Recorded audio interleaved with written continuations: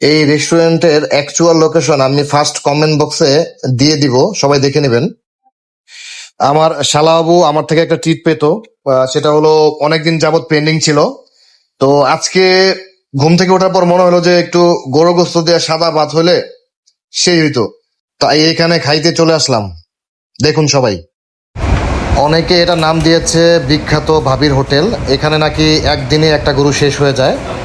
খাবার পাবেন দুপুর 12টা থেকে বিকাল 5টা পর্যন্ত। এই যে খাবার চলে আসছে আমাদের, গরু গোস্তর পিসগুলো দেখুন কত বড় বড়, মাশাল্লাহ।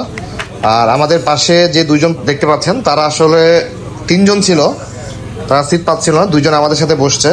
আর আমরা ছিলাম দুইজন। এত রাশ ছিল এখানে যে মানুষ আসলে বসার জায়গা পাচ্ছিল না। আমরা মোটামুটি 5-10 মিনিটের মতো দাঁড়ায় ছিলাম। শনিবার দেখে খুব দ্রুত সিট পেয়ে গেছি, নাহলে হয়তো আরো সময় লাগতো। এখানে আনলিমিটেড বলতে কিছু নাই, সব টাকা দিয়ে কিনে খেতে হবে। গরু গোস্ত থোড়া কতবার দিবে তা জানি না, তবে আমি 3বার নিছি, আমাকে মানা করা নাই। ভালো, আর খাবারের মান খুবই ভালো, আমার তো ভালো লাগছে।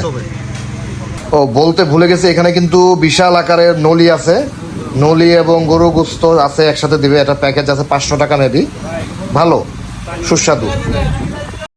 এই বৃষ্টির দিনে গরু দিয়ে ভাত মারার পর আমার অবস্থা দেখেন, পুরো পাঞ্জাবি ভিজে গেছে। তো বাসায় আসার সময় দেখতে পেলাম একটা গরুর হাট। এখানে মোটামুটি ভালোই গরু উঠছে। এটা হলো থানা গেট, টঙ্গী স্টেশন রোড, হকের মোড়। একটা মজার বিষয় হলো যে আমরা যখন অটোতে ছিলাম তখন আকাশটা কালো হয়ে যাচ্ছে, মানে মেঘ হবে আর কি। বাট 1 মিনিটের মধ্যেই বৃষ্টি শুরু হয়ে গেছে। দেখুন কি অবস্থা, প্রচুর বৃষ্টি।